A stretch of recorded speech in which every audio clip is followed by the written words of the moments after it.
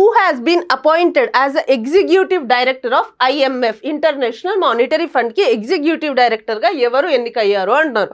Options ఏమి ఇచ్చారు? Raghuram Rajan, ఉరిజిత్ Patel, Shaktikanta Das and Nirmala Sitharaman. మన కరెక్ట్ ఆప్షన్ వచ్చేసి ఉరిజిత్ పటేల్. సో ఉరిజిత్ పటేల్ ఈ selected as a executive director of international monetary fund.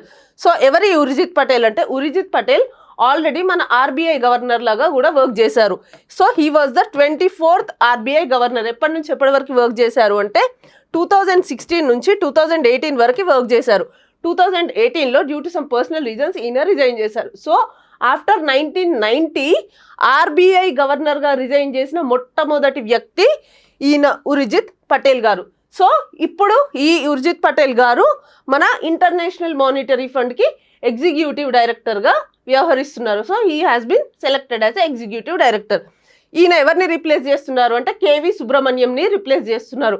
ఈ కేవీ సుబ్రహ్మణ్యం టర్మ్ ఇంకో 6 months ఉంది, కానీ డ్యూ టు సమ్ అలిగేషన్స్ ఆయనను తీసేసి ఈయనని అపాయింట్ చేశారు. సో ఈయన టర్మ్ ఎన్ని ఇయర్స్ ఉంటుంది అంటే, యాజ్ అన్ ఎగ్జిక్యూటివ్ డైరెక్టర్ ఈయన టర్మ్ 3 years ఉంటుంది. అంటే 3 సంవత్సరాలు ఈయన ఎగ్జిక్యూటివ్ డైరెక్టర్గా కొనసాగుతారు ఐఎంఎఫ్కి.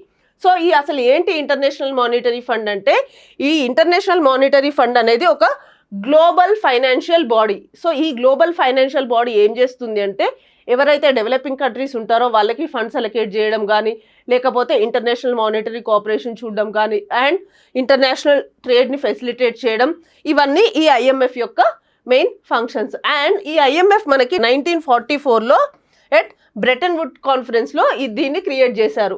ఎప్పుడు? 1944. దీని మెయిన్ హెడ్ క్వార్టర్స్ ఎక్కడ ఉంది అంటే వాషింగ్టన్ DC. అండ్ ఈ ఇంటర్నేషనల్ మానిటరీ ఫండ్లో టోటల్ మెంబర్ కంట్రీస్ ఎంతమంది అంటే 191 మెంబర్ కంట్రీస్ ఉన్నారు. ఈ 191 మెంబర్ కంట్రీస్లో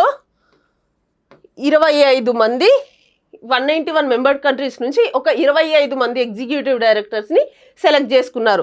సో అలా ఈ ఉర్జిత్ పటేల్ గారు ఇండియాని రిప్రజెంట్ చేస్తున్నారు. సో ఇండియా కూడా ఒక 4 member కాన్స్టిట్యుయెన్సీ బాడీలో ఒక కంట్రీ అనమాట. సో ఇండియాతో పాటు ఇంకా వేరే కంట్రీస్ ఏమున్నాయి అంటే Bangladesh, Bhutan, Sri Lanka and India.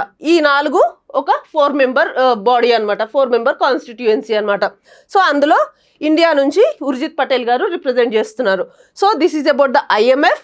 And ఐఎంఎఫ్కి ఎవరు ఎగ్జిక్యూటివ్ డైరెక్టర్గా సెలెక్ట్ అయ్యారు, అండ్ ఎంతమంది ఎగ్జిక్యూటివ్ డైరెక్టర్స్ ఉంటారు, అండ్ ఐఎంఎఫ్ ఎప్పుడు స్థాపించారు, ఇవి మనకి దీంట్లో ఇంపార్టెంట్.